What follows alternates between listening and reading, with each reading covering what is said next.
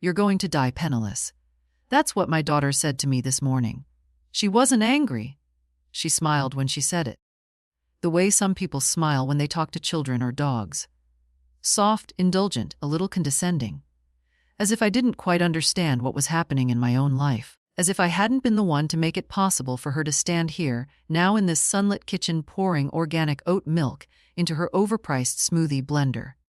Elle. You don't have to be cruel, I said. I didn't raise my voice. I haven't raised it in years. It's not cruel, Mom. It's just the truth. She dropped half a banana into the blender, not looking at me. You're 78. You have no retirement plan, no income, no savings. Where do you think this ends? She pushed the button. The blades started their scream. I didn't answer. What could I say? That she was wrong. That I had something she didn't know about. The smoothie was green. Some powder, kale, banana water, not even a drop of sugar. I watched her pour it into a glass I'd once bought on sale for a Thanksgiving I was never thanked for. You're lucky I let you stay here, you know. She took a sip, still not looking. Some people would put their parents in a home. The words weren't new. I'd heard variations over the years, little barbs, small corrections, reminders of how much I owed her. But this morning, something shifted. I didn't flinch, I didn't explain. I didn't apologize for the toast crumbs I'd left on the counter or the TV I'd forgotten to turn off last night. I just sat still. My hands were folded. I felt the warmth of my teacup against my palms. My nails were short, clean, unpainted. I'd been clipping them myself since I was 12. Elle was still standing by the sink. The sun behind her caught the gold in her hair. Hair I used to braid when she was little. She wore a linen blouse that probably cost more than I spent on groceries in a week. A ring I'd never seen before glinted on her finger. Her second husband's gift. I suppose. We'll need to talk about your account soon, she said casually. It's just not sustainable. You living here and not contributing. At some point, we're going to have to make some decisions. I nearly laughed. Decisions. As if I hadn't made thousands of them to get us both here. I paid for the first house she ever lived in. I kept her in college after her scholarships ran dry. I bought her second car, paid for both divorces, covered her dental implants, funded 2 of her startups, and buried the memory of their failure under my taxes. But all that doesn't matter now. The gratitude, if there ever was any, evaporated somewhere around the time I moved into the guest room of this house I'd helped her buy. It's not really a guest room. It used to be a storage room. Before that, her first husband's hobby. Now it's where I live. A twin bed, a dresser that still smells of mothballs, a curtain that doesn't close all the way. My own bathroom at least. No windows, no lock. I sipped my tea and said nothing. That annoyed her.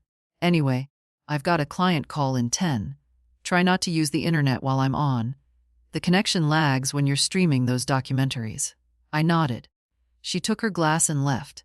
No goodbye. The house felt quiet except for the hum of the fridge and the soft clink of the wind chimes outside. Wind chimes I'd hung myself 2 years ago when she still smiled at me sometimes. I sat in the silence. The tea had gone cold. Then I stood up. My knees ached, but not as badly as yesterday. I walked slowly to the guest room. The door creaked. I closed it behind me and locked it the old way with the little metal hook I'd installed for privacy. I pulled the shoe box from under the bed, the one she didn't know about. Inside 3 notebooks, 2 USB drives, a prepaid phone, a laminated card with a bank's logo printed in small letters. One of those newer banks, the kind with no branches, all online, quiet, invisible. And then there was the envelope, thick, taped shut. I didn't open it. I didn't need to. I knew what was in it, and more importantly, what it meant. She thought I had nothing. She thought I was helpless. She thought she could say what she liked, do as she pleased, and I would just sit there polite and grateful and quietly dying. Let her think that. Let them all think that. But I know better now, and tomorrow I'll act. The silence in the room wasn't heavy. It was deliberate. I placed the envelope back in the box, slid the lid on, and tucked it under the bed exactly where it had been, not because I was hiding anymore, but because some truths are best revealed when the moment comes, not a second before. From the dresser, I pulled out my notebook. Not the ones in the shoe box.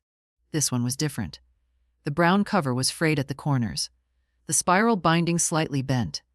I'd started it 2 years ago, the week I moved in with Elle. The first page was neat. It always starts that way. Expenses, contributions, transfers. I had drawn columns with a ruler, dated each entry, used blue ink. Precision helped me stay calm. The pages that followed told a quiet story. $200 dental surgery, implants, upper jaw, $7,000 down payment on the SUV for school pickups, $11,480 private school tuition for Maisie, granddaughter, age 12, between $400 divorce attorney retainer. I'll pay you back in 6 months. No one paid me back, not once, not 1 cent. I flipped furthermore entries. $27.50 new HVAC system. It's your room, too, Mom. $500 Christmas trip they took without me. We'll FaceTime you. $100 rug replacement after Maisie spilled ink. Accidents happen. Then came the ones that weren't about money. Maisie rolled her eyes when I asked her to lower the TV. Led the room while I was talking. Elle forgot my birthday. Noticed.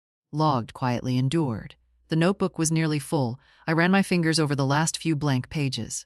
Space for more, yes. But I didn't want to keep writing in this one. Not anymore. I closed it and placed it in the drawer. From the mirror above the dresser, my reflection looked back at me. Not frail, not pitiful, not yet sharp either, but steady. There was a knock at the door. I waited. Then Elle's voice, half apologetic, half impatient. Hey, Mom. Did you take the mail in? I'm waiting on a package. I opened the door. No, haven't been outside yet. She nodded, eyes already drifting to her phone. Okay, if it comes, can you bring it in? It's a client sample. I need it. I didn't answer. I didn't need to. She didn't notice. After she walked away, I sat back down and opened my laptop. Mine, not theirs. Paid in cash 3 years ago before I moved in. Elle thought it was old, slow, and barely worth using. That worked in my favor. The hidden account wasn't just a secret. It was a wall. 7 years ago, after I sold the small antique store I'd run since Henry died, I deposited the full check into a separate digital bank account. It wasn't a fortune, just under $240,000. But it was mine, untouched, growing. I had told no one. Not even my oldest friend, Ruthie. They all assumed the sale barely covered debts. I let them. Elle never asked.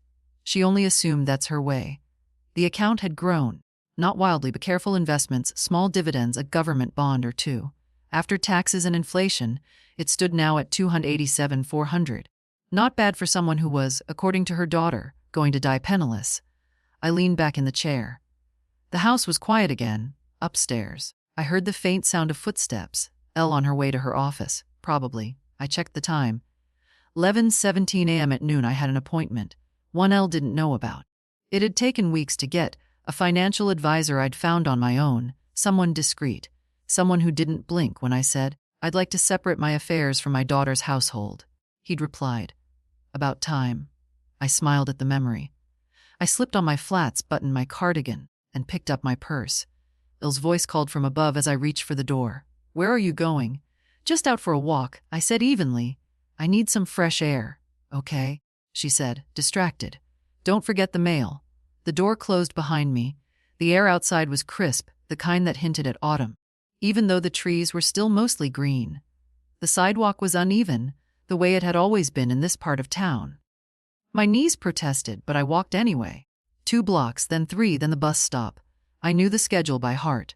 The 11:30 would take me to Main Street. From there, it was only a 5-minute walk to the financial office. When I stepped onto the bus, the driver gave me a nod.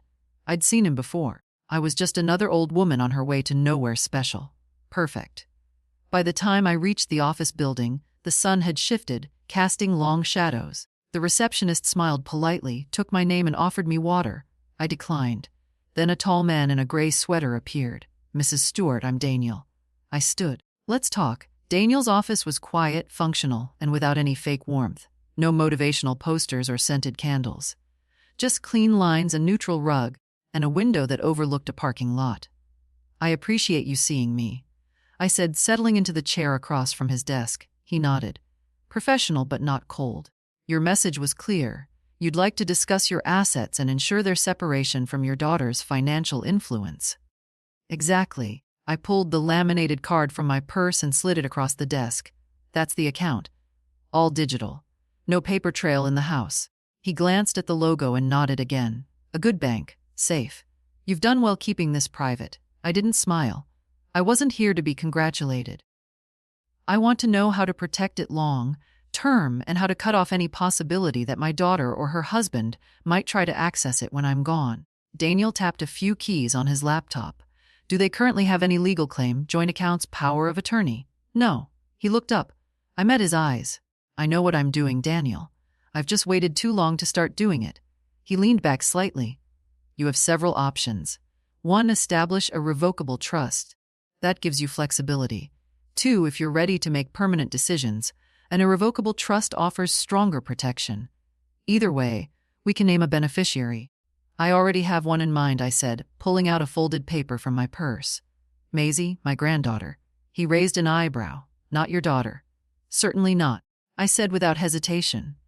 Maisie is the only one who ever asks how I'm feeling without needing something. He nodded. Then we can begin the paperwork today. We'll keep the trust quiet. It won't appear in any family-facing documentation unless you choose otherwise. Good. And one more thing. I pulled the brown notebook from my bag. Daniel watched as I flipped through the pages. Rows of numbers, dates, categories. I want to make a clean break, but I want to do it smartly. This, I tapped the page, is everything I've paid for since I moved in. I want a document drawn up that itemizes it. Not because I expect to be repaid, because I want them to see it. All of it on paper. No excuses. Daniel nodded and I saw something change in his expression. Not sympathy, not pity, but a kind of respect. We can do that, he said. Would you like to include a letter? I paused. Yes, but I'll write it myself. He gave me a folder of templates and outlines, legal phrasing for clarity and protection, and began inputting the trust information. I signed where I needed to. Every line felt like a brick laid in a new wall. By the time we finished, it was almost 2 p.m. Daniel closed his laptop. You'll receive all final documents by mail or we can store them digitally. Digital is fine, nothing at the house. He stood, offered his hand. Mrs. Stewart, you're making a wise move. I shook his hand. I'm done being useful to everyone but myself. When I stepped out of the building, I didn't feel lighter. I felt aligned, like a picture finally hung straight after years of tilting. The bus ride home was quiet. I didn't scroll. I didn't think about what I'd say to Lil when I walked in. I didn't owe her explanations. When I opened the door, I smelled garlic. Lil was cooking. I hadn't seen her cook from scratch in months. She looked up from the stove. Oh. Good. You're back. I'm making dinner. Maisie's staying late at school, so I figured I'd do something homemade for once. I nodded and set my purse down. Elle watched me for a second. Too long. Where'd you go? Downtown, I replied simply. Had an appointment. With who? An advisor. No further details. Her face twitched. A flash of curiosity masked as casual interest. About what? Just some things I needed to get in order. I opened the fridge to pour myself a glass of water. She didn't press further. Not yet. But the seed of suspicion was there. I could see it growing behind her eyes. Did you check the mail? She asked, flipping a pan. The sample still isn't here. No, I said, sipping my water. Didn't pass the mailbox. She frowned, annoyed. Well, I hope it didn't get stolen. That thing cost over $100. I'm sure you'll find it, I said calmly. You always do. The rest of the evening passed in silence. I ate dinner quietly, complimented the sauce, did the dishes.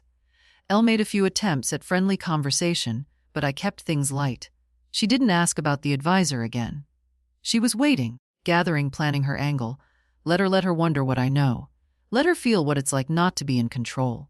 For 20 years I carried everyone. Now, I carry nothing. I don't choose. Tonight I'll write the letter.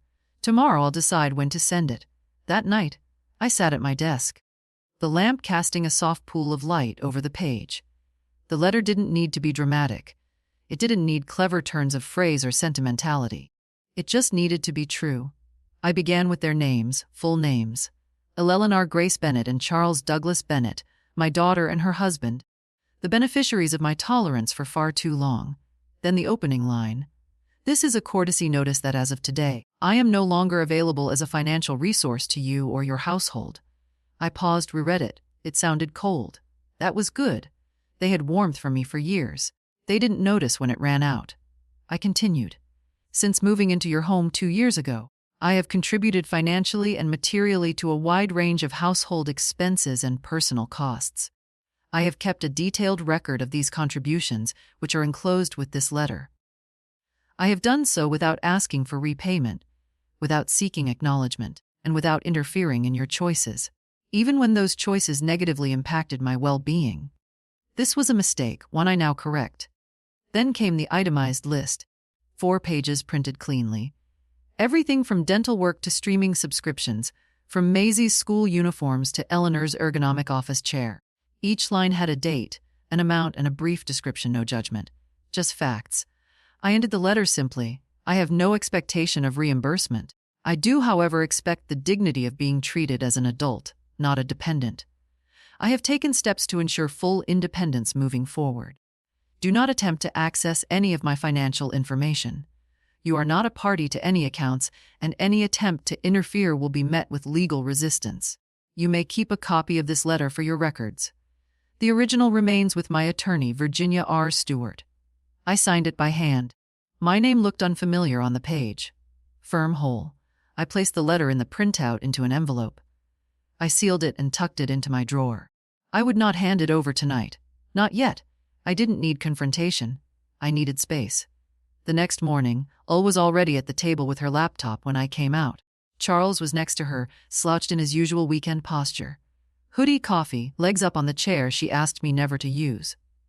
Morning, Elle muttered, not looking up. I poured my tea, sat.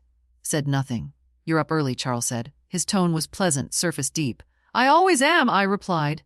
Big plans for the day, Elle asked. I said, sipping. I'm going to the bank. That caught her. She looked up. Just a flicker of interest. The bank, Charles asked. Everything okay? Everything's just fine. I finished my tea, rinsed my cup, and left the room. The envelope stayed hidden. At 10 a.m., I arrived at the branch. Not my usual one. I didn't want to run into anyone who might mention my visit in front of the wrong ears. The banker was a young woman named Melissa, professional and quick. I'd like to close a safety net savings account, I told her, handing over an account number I hadn't touched in a year. A backup. One I'd opened under my maiden name, of course, she said. Any particular reason? I smiled. It's time to let go of the training wheels.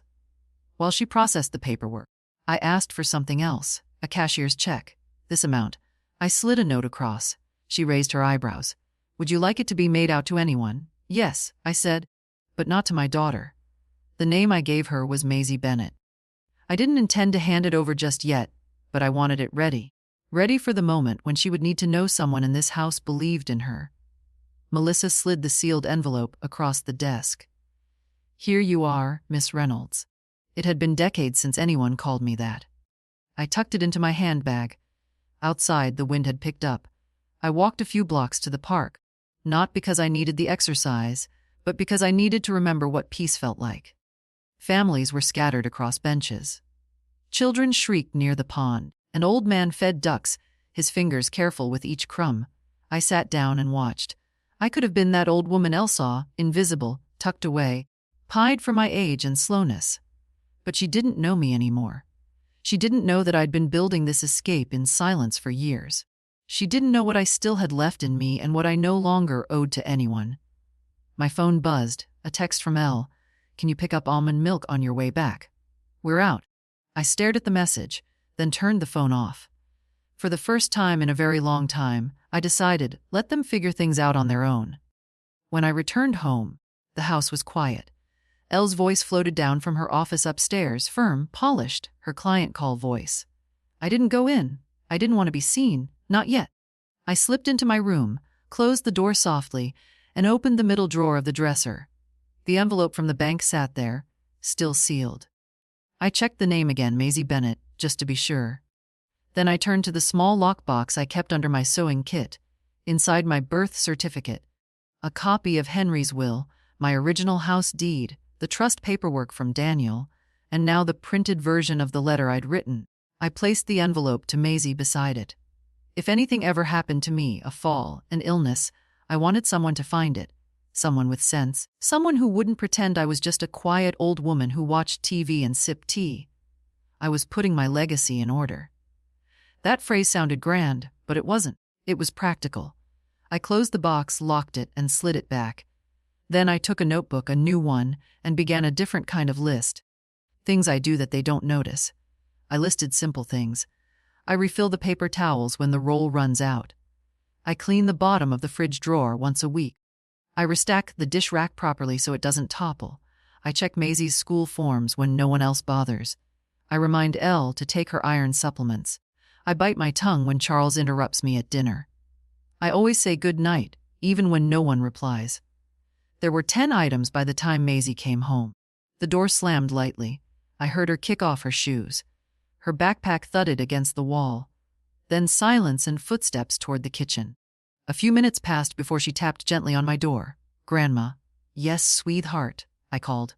She peeked in. "Can I sit?" "Of course." She curled into the armchair, knees folded, sweater sleeves over her hands. She looked tired in that adolescent way, not worn out, but full of quiet strain. "Do you ever feel like you're not here?" she asked suddenly. I blinked. "What do you mean?" "Like people walk around you. Like your furniture.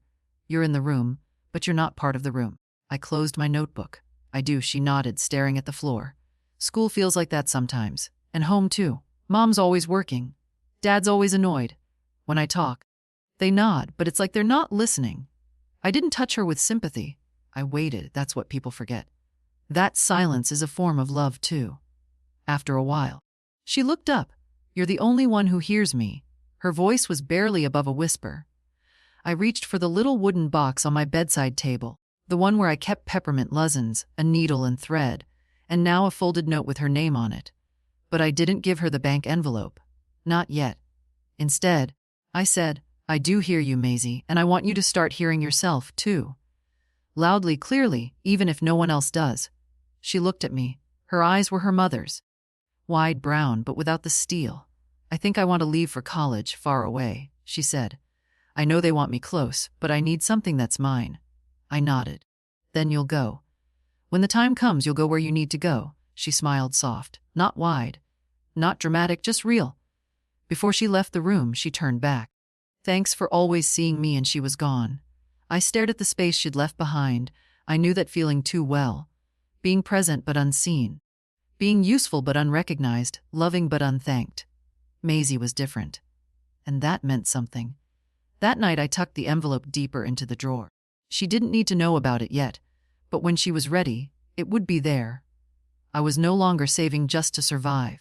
I was saving to leave something behind that mattered. Let'll keep her smoothies, her dismissiveness, her courtesy. I had already exited the room. Even if she hadn't noticed, I hadn't bought anything for myself in over 5 years, not counting groceries or the occasional box of arthritis cream. I mean, something for me, something chosen with no one else in mind, no utility, no justification, no need to explain. That changed on Thursday. It was Maisie's idea, though she didn't know it. We were in the kitchen, her chewing a piece of toast with the unbothered efficiency of a teenager, and me washing the same cup twice just to have something to do with my hands. She was telling me about her art teacher, how they'd assigned an open-ended project. "Whatever feels like you," he said. "No rules." "And what are you going to do?" I asked, drying the cup for the second time. Maisie shrugged. "I don't know. I haven't really figured out what me feels like yet." That line stayed with me all morning. What would I choose if no one else was watching? If no one needed me to be careful, practical, quiet, reasonable? At 11th, I got on the bus. I thought I was going to the pharmacy. I didn't correct her. The store I entered was one I hadn't stepped into in decades. A small boutique tucked between a hardware shop and a closed-down bakery. They sold nothing essential. That was the point. Scarves, perfume, earrings that cost more than most people would consider sensible purses with silk lining. Not a single thing on sale. A woman about my age was arranging a row of gloves in the front display.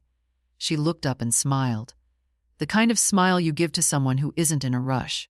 Looking for something in particular? I surprised myself. Yes, something that feels like me.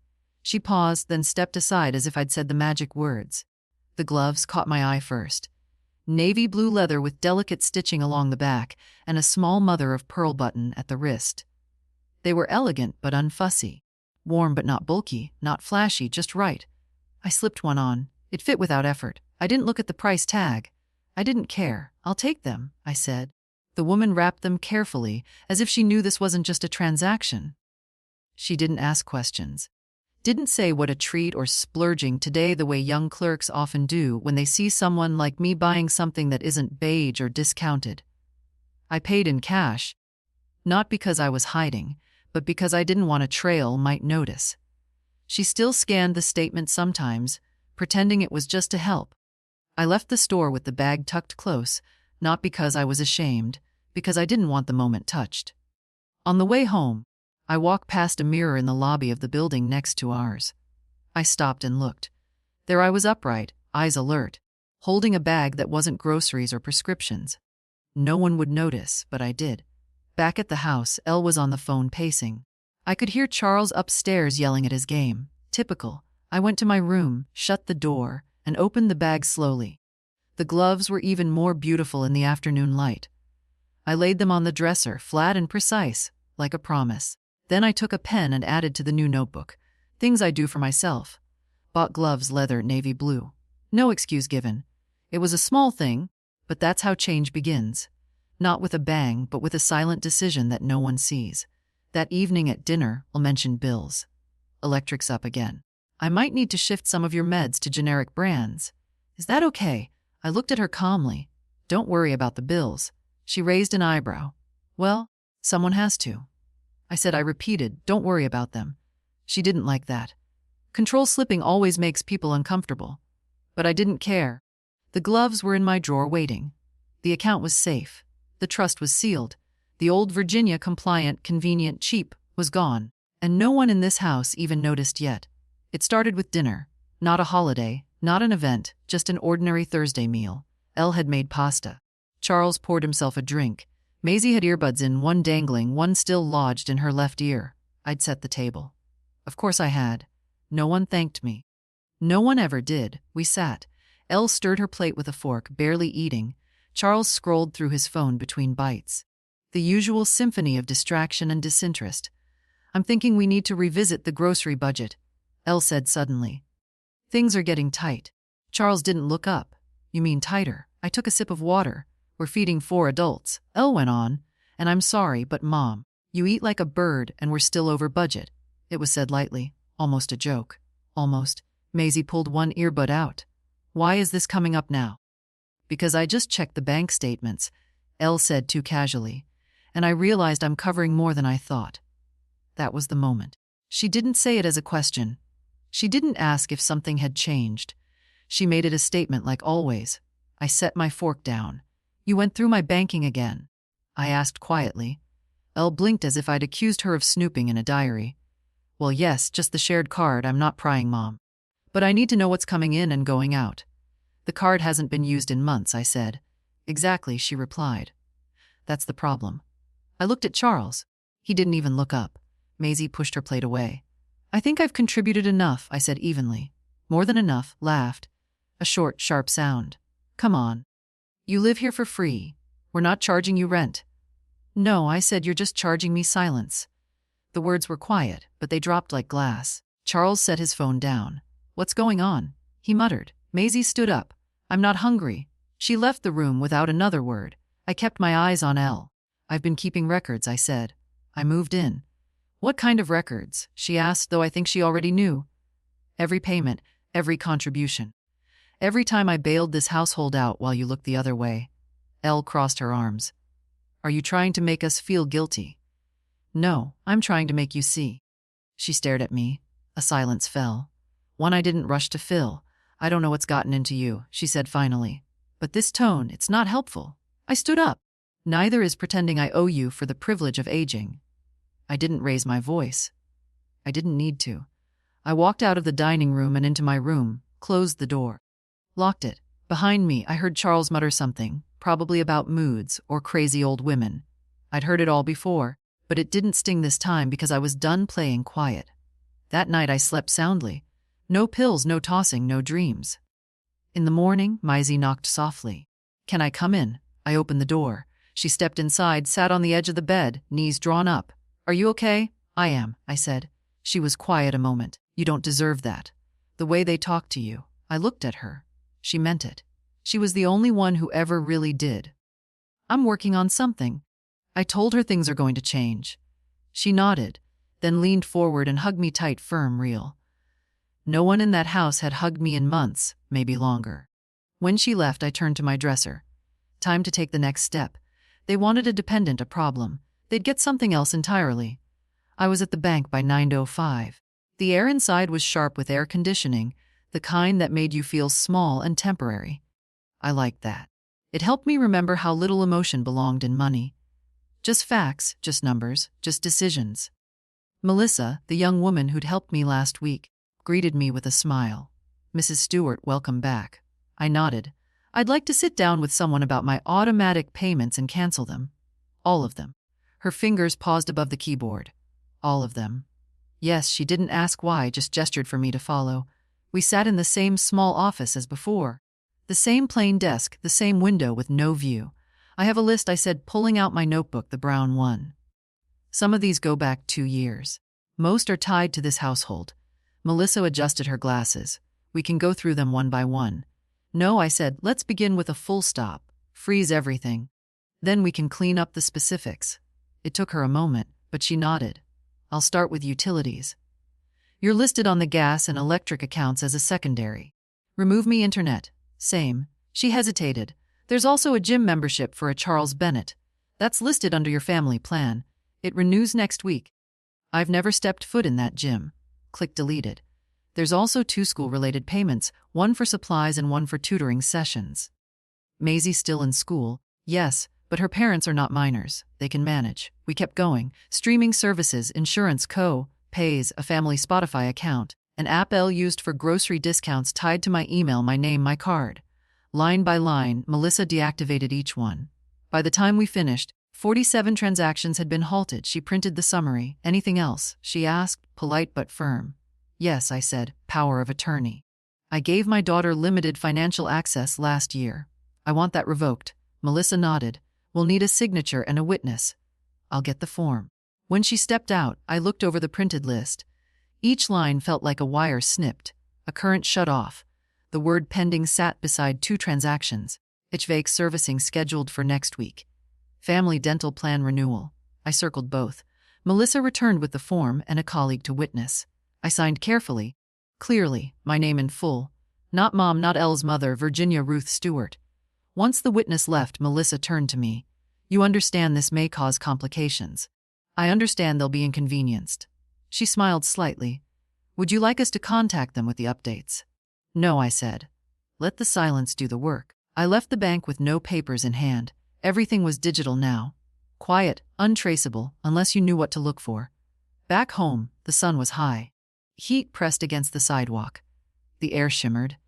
Inside, the kitchen smelled faintly of reheated chicken. Elle was sitting at the counter barefoot, typing furiously into her laptop. Charles was in the living room with some game show on, half listening. I moved past them without a word. Elle looked up. "Did you get the almond milk?" "No," I said. "I forgot." She raised an eyebrow. "That's okay. I'll go after lunch." I nodded, walked to my room, and closed the door. Later that afternoon, I heard Charles curse loudly. "What the hell is going on with the utilities?" He was pacing. "Wi-Fi just shut down. I can't log into my apps. The gym app says my membership's canceled." "What is this?" Elle responded from upstairs. "Hold on, I'm checking the electric account. It says payment authorization failed." They moved from confusion to frustration in under a minute. Then came the door. 3 knocks. Not polite. I opened it. Elle stood there, phone in hand. "Did you do something to the accounts?" I didn't pretend yes. Her jaw tightened. "Why?" "Because I'm not your safety net." She opened her mouth, then closed it. I watched her cycle through the emotions. Disbelief, irritation, calculation. "You didn't even warn us." "I didn't need to," I said. "The courtesy you've denied me for years is no longer something I owe you." She stared at me. "This is going to make things very difficult." "No," I said, "it's going to make them real." I closed the door. Not slammed, just closed behind it. I heard nothing for a long time. No one knocked again. No one asked questions. They were busy adjusting. They'd have to learn what it felt like to cover their own lives. I wasn't going to explain, and I wasn't going to apologize.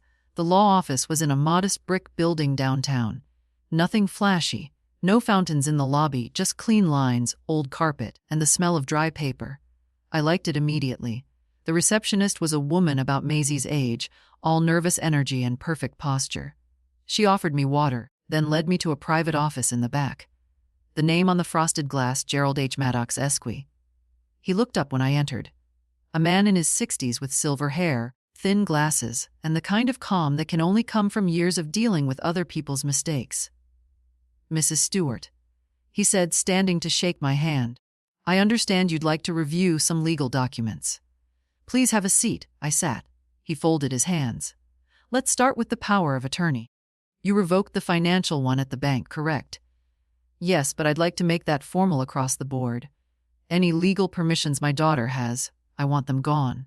Understood, he said. We'll also notify any third parties, financial institutions, insurance carriers, healthcare providers.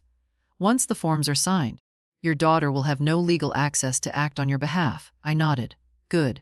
And after that, we need to talk about the trust. He raised an eyebrow. You already have one. I started it last week, I said, with a financial advisor. Everything's in place. Assets, beneficiary protections, but I want to make sure the estate planning side matches. Do you have a specific plan for inheritance, he asked. Yes, I said. Maisie. He didn't ask why. He simply wrote the name down. I wanted airtight. No contest. No backdoor options. I can draft a pour-over will. He said it transfers anything outside the trust into it upon your passing. That way there's no ambiguity. And while I asked, she'll try to fight. He looked up. Do you want her explicitly excluded? I thought about that. Not out of anger, but clarity. Yes, not disinherited, excluded. By name, he nodded slowly. I'll include a clause that states your intent clearly. Judges respect directness. He started listing next steps. Revocation of all powers previously granted. Confirmation of trust ownership. Pour-over will. Healthcare directive. Letter of intent. Optional but helpful. I'll draft everything today. He said you can come back tomorrow to sign, or I can send a notary to your home.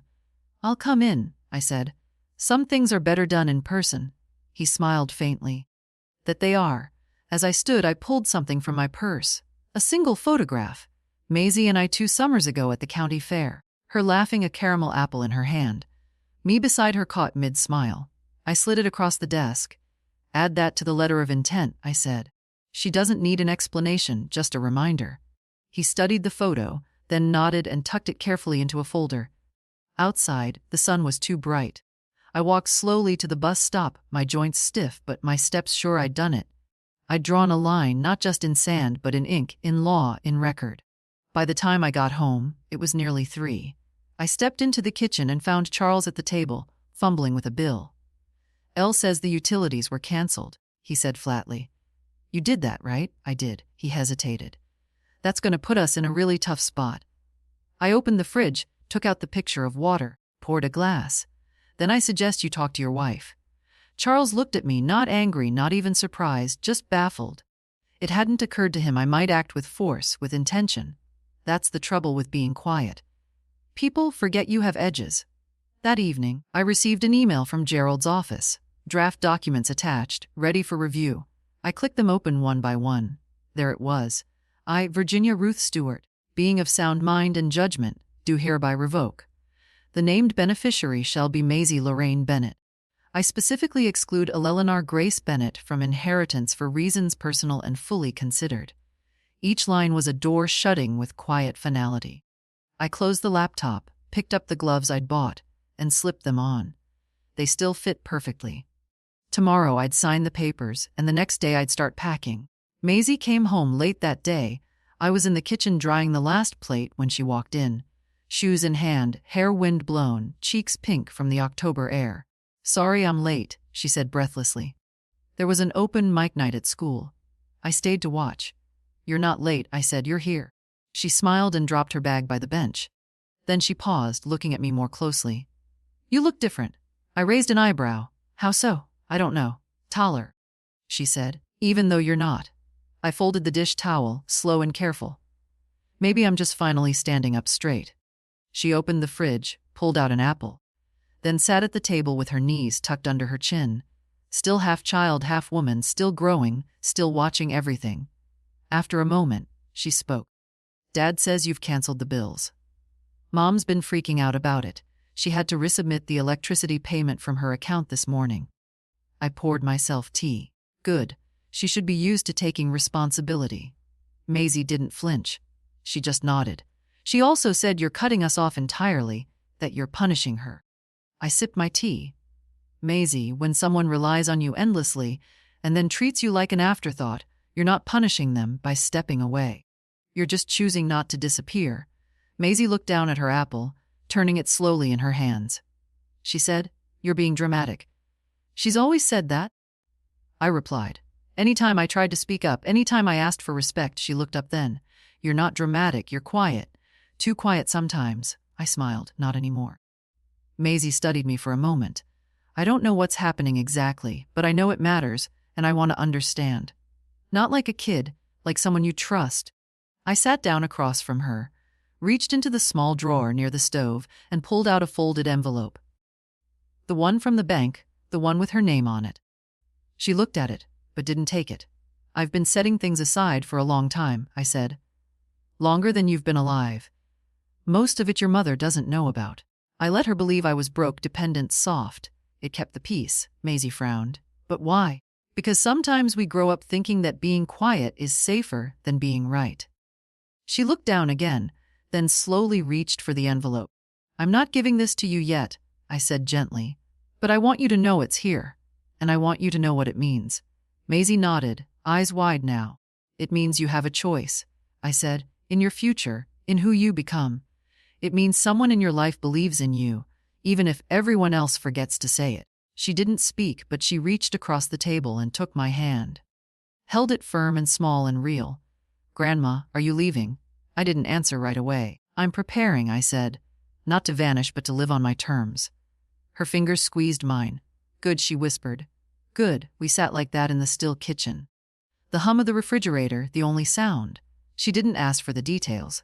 She didn't ask how much or when or why I waited so long. She just stayed. And for the first time in this house, someone stayed with me. Not out of obligation, not out of need, just because they wanted to. It was Charles who found the envelope. Not the one for Maisie that was locked away, but the draft of the expense ledger. I'd left it on the printer by accident, tucked behind a recipe I never meant to cook. I heard his voice from the hallway that afternoon, loud, incredulous, thinly masked by laughter. Oh, you need to see this. I stood in the doorway of my room, waiting. Listening. Elle appeared a moment later holding the paper. Her eyes moved quickly, scanning the columns. Dates, amounts, categories, totals. She didn't ask if it was mine. She didn't need to. Instead, she turned to me, eyes narrow. What is this? My record, I said, of everything I paid for since I moved in. Her lips parted in disbelief. This can't be right. It's exact, I replied. She stared at me, then at Charles, then back. You've been keeping tabs. No, I said. I've been keeping track. She laughed, that brittle, humorless sound she uses when control slips. And what exactly are you going to do with this? Send us a bill. No. I said I'm going to show you who I am since you forgot. Charles crossed his arms. This is pretty petty, Virginia. I ignored him. I kept that list because you stopped seeing me as a person. You saw me as a wallet, a housekeeper, a babysitter, an extra line on the grocery bill. Not once did either of you ask if I was okay with any of it. You offered. Elle snapped. Yes, I said. And you took and took and took. She looked down again at the paper. There's a line here for my divorce, she said, almost scoffing. There is, I replied. Because I paid for it. She flushed but didn't deny it. I don't know what you're trying to accomplish, Charles said. I'm not trying, I said. I've already accomplished it. What the hell does that mean? I've separated my finances, I said. Revoked your access, canceled all payments, established a trust, and signed everything over to Maisie. The room went quiet. Elle's face shifted. Shock, then hurt, then something harder. You're leaving it all to her? Yes. After everything we've done for you. I didn't laugh, but I nearly did. Tell me, I said. What exactly have you done for me, Elle? She didn't answer. She couldn't. Charles stepped forward. This is absurd. She's a kid. She won't know how to handle. She won't be alone, I said. But she'll have something, a beginning, a voice, the freedom to choose. Elle's mouth tightened. You're punishing me for not coddling you. No. I said I'm protecting the only person in this house who doesn't see me as furniture. She folded the paper sharply, shoved it into her pocket. I need time to process this. You've had years, I replied. You just never used them. She stormed out. Charles followed. I didn't watch them go. Instead, I went back to my room, closed the door, and sat at my desk. I opened the drawer, checked the other envelope, untouched, still sealed. Maisie knocked an hour later. They're fighting, she said quietly. Worse than usual. I know, I said. She looked at me. Are you okay? I nodded. They finally saw me. That's the first step. Maisie sat on the edge of the bed. They're going to be angry. They already are, I said. But that's not my burden anymore. She didn't smile. She didn't nod. She just stayed beside me, quiet and steady. I reached for her hand. Whatever happens next, I said. You don't have to explain me to them. I know, she said. And I believed her. Elle waited 3 days. 3 days of short silences, half-cooked dinners, muttered phone calls behind closed doors. Charles avoided me entirely. Maisie hovered close but didn't push. I spent most of my time in my room sorting, folding, finishing small tasks as if preparing for a storm I already knew I'd survive. Then on Sunday morning, Elle knocked. Not the hard, irritated knock she'd used before. This one was soft, performed. Can we talk? I looked up from my open suitcase. The soft sweater in my hands was folded perfectly. I set it aside. You can come in, I said. She stepped in carefully as if entering the room of a stranger, which I suppose in some ways she was. She sat in the chair beside the dresser, crossed her legs, smoothed her skirt. You caught me off guard, she said with the trust. The changes. I didn't answer. I wasn't there to comfort her discomfort. I understand why you're upset, she added. That almost made me smile. I'm not upset, I said. I'm awake. She blinked, recalculating her tone. I just think maybe we should slow down, talk about what you're feeling. Maybe we can find a better balance. This isn't a negotiation, Elle. She stopped. I'm not rethinking anything, I continued. I've done the paperwork. I've moved the money.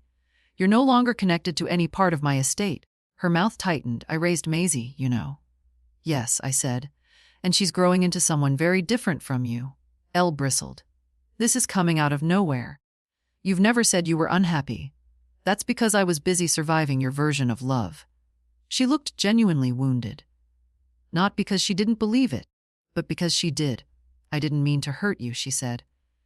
I thought we were helping each other. No, I said I helped. You benefited. She looked around the room. The small bed, the modest chair, the one picture on the wall. Her face softened slightly, as if realizing how little I'd ever asked for.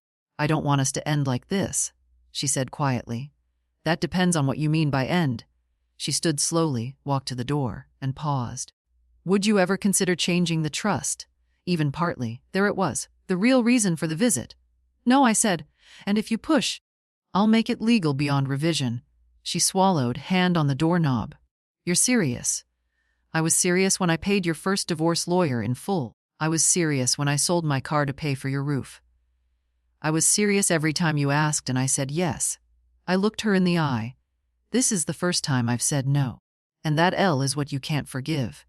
She didn't respond. She opened the door and left quietly. I zipped my suitcase closed slowly, cleanly. That afternoon, I sent an email to Daniel, my financial advisor. Please proceed with the final locking of the trust. No changes allowed from this point forward. Confirm when done. He replied an hour later. Confirmed. Irrevocable status complete. No future modifications possible without legal challenge. You're secure. I leaned back in my chair. Let her try. Let them both stew, scramble, whisper about wills and fairness and imagined betrayal. I hadn't betrayed anyone. I'd simply stopped sacrificing myself. And now they were meeting the woman who'd always been here, the one who had finally stopped waiting for permission. The final confrontation came on a Tuesday evening. I had just zipped my suitcase. Nothing dramatic, nothing heavy. A few folded sweaters, my notebooks, the gloves, and the envelope for Maisie. Everything else could stay. I was done carrying more than I needed. Locked firm flat. You're packing, she said, stepping into the doorway. I am. Her arms crossed immediately. Where are you going? That's not something I owe you anymore. She blinked, thrown off by the answer. So that's it. You're just walking out. I stood by the dresser, calm. I was gone a long time ago. You just didn't notice. Don't do this, she said.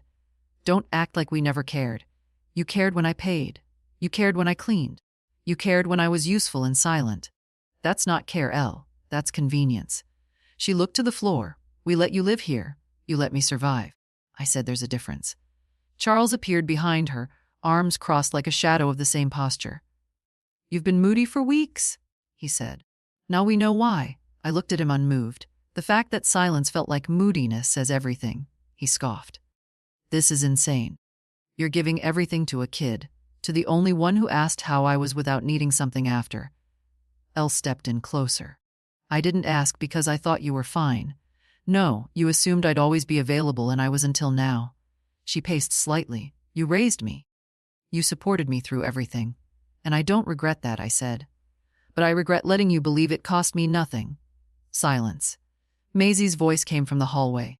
She doesn't need to explain herself. Elle turned startled. Maisie stood barefoot, arms folded over her sweater, eyes clear. No fear in her voice. This house treats her like background noise, she said. I see it every day. Charles shook his head. Maisie, don't get involved. I'm already involved, she said. She's the only one who listens. I picked up the envelope from the nightstand and walked toward her. Open it after I've left, I said gently. Maisie took it with both hands and nodded. Look, between us. So, you're just choosing her over me. I'm choosing clarity over obligation, I replied. I'm choosing someone who listens. You're still my mother, she said, voice tightening, and I always will be. But that doesn't mean I belong to you. She stood there, blinking fast as if trying to summon a better argument, but finding none. Charles muttered, Don't come back asking for help when your plan falls apart. I turned to him calmly. I've lived through worse than your disapproval. No one spoke after that. I walked to the door, lifted the suitcase handle, turned once more to Maisie. I'll call you soon. She nodded again. Steady. Outside, the air was sharp, early autumn biting through the layers. The taxi driver rolled down the window slightly. Train station. Yes, I said. Please. He loaded the suitcase without comment. As we pulled away, I didn't turn around. I knew what that house looked like. I knew who stood inside. I had nothing left to prove there, only a future to claim elsewhere. The room was small, but it was mine. The key turned with a soft click. No alarm, no waiting faces, no one asking where I'd been or what I'd spent. Just quiet. I set my suitcase down and looked around. One window, one bed, a desk, a chair, and a clean, folded towel on top of the dresser. The welcome was simple, human. It was a boarding house for women, mostly retired, some widowed, some like me. Not alone, just done being used. The landlady, Ruth, had kind eyes and strong arms. She didn't ask for my backstory, just said, Stay as long as you like, and handed me a cup of tea with a wedge of lemon already in it. That first night, I sat at the desk and opened my notebook, the new one. The brown one stayed locked in the suitcase. That part of the story was over. At the top of the page I wrote, I am not invisible. I am not late to my own life. I am beginning now. The first few days passed like a deep breath I didn't realize I'd been holding for years. I walked every morning not to get anywhere, just to move. My knees ached by the third block, but I didn't mind. I stopped for coffee, sat in parks, watched people walk their dogs, argue over newspapers, laugh at things I couldn't hear. No one needed anything from me. And for the first time in a long time, I didn't mistake that for loneliness. I visited the library, signed up for a card in my name, not added to someone else's account, took out 3 books, all fiction, no self-help, no survival guides, just stories. One afternoon, Ruth invited me to a knitting circle downstairs. I didn't knit, I went anyway. The room smelled like cinnamon and old carpet. Women sat in loose chairs, yarn pooling at their feet like quiet rivers. No one asked what I was running from.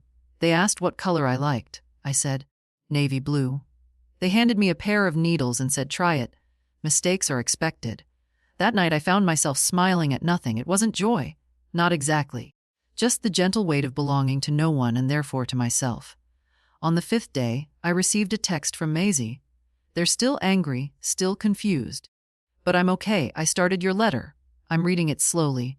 You sound different in it. Stronger, I wrote back. That's because I finally heard myself and I wanted you to hear me, too. No reply came for a few hours. Then I do. That evening, I made tea and looked out the window. The street below was quiet. A man walked his dog in slow loops around the lamp post. A child rode a scooter with one light-up wheel. My phone buzzed again. Maisie? Also, I showed Mom the envelope, not what was in it. Just told her it existed. I stared at the screen. What did she say? Her answer came quickly. Nothing. For once. She had nothing to say. I closed my eyes and let the silence settle over me like a warm quilt. That was the real inheritance. Not money, not furniture, not resentment, but silence, my own. Chosen, protected, honored. The next morning I woke early. The light hit the wall in a way I hadn't seen before, gentle and certain. I made a list on the back of a receipt. Buy better tea. Get a proper coat. Mail Maisie a book. Frame the photo from the fair. breathe. At the bottom, I added, do not disappear again. And I won't. I'm not returning to that house. I'm not waiting for apologies that won't come. I'm not proving my worth to people who only recognize it when it serves them. I am not revenge. I am not regret. I am something far quieter and far harder to unseat. I am free. It's been 3 weeks. I've stopped counting days now, not because they blur, but because they belong to me. Time no longer feels like something I borrow from others. Maisie writes often small things, photos of her paintings, lines from books she thinks I'd like, the occasional vent about her father's moods or her mother's silence. She never asks when I'm coming back. She knows I'm not. I mailed her a letter last Thursday, a real one, ink and envelope. No emojis, no read receipts. Dear Maisie, I'm not giving you instructions. You don't need them. I just want you to remember something. Being useful is not the same as being loved, and being quiet is not the same as being kind. You don't have to earn your place. You already have it. She hasn't replied yet. I don't need her to. There's a freedom in not performing, in not making yourself smaller so someone else feels comfortable. That freedom tastes quiet, like fresh tea before anyone else wakes up, like keys in your own hand, like money untouched by guilt. This morning, I walked to the market and bought peaches. Overpriced and bruised, but real. I came home, sliced one and ate it standing by the window. Juice down my wrist, no napkin in sight. It reminded me of being young, not in age but in choice. And it struck me then, I was never old. I was just exhausted from being ignored. They confuse aging with fading, but we don't fade. We're erased slowly, politely, until we stop correcting people who misremember us. But not anymore. I've left no door open behind me. No maybe later. No space for guilt to bloom. I'm not angry. I don't want revenge. I want quiet mornings, a full breath, a space where my name is mine alone. The money I saved will go to Maisie. Yes, but that's not the real legacy. The real legacy is what she saw. A woman who stopped waiting for dignity to be handed to her and simply took it. I hope one day she tells someone, my grandmother didn't go out angry. She went out free. And if you're reading this, if you've read every part and found pieces of yourself between my lines, let me say this plainly. You are not too late. You are not a burden. You are not background noise in your own life. They may have taken your energy, your sleep, your good years, your kindness. They may have left you to hold the silence while they shouted over you. But you are still here. And you do not have to disappear to keep the peace. You are allowed to take up space, to stop answering questions, to stop explaining. You are allowed to keep something for yourself, even if it's small. Even if it's just a pair of gloves, a room with a lock, or the sound of your own voice saying, no, I don't owe you this. Let that be the first sentence of the new story. And if it scares them, good. Let it, because fear is what they feel when something they used to own finally remembers what freedom tastes like. And now, my dear, if this story rang true, share it with someone who needs to remember herself, with someone who forgot she was allowed to begin again. Or just keep it quietly like I did. Until the day came when I finally said enough and meant it.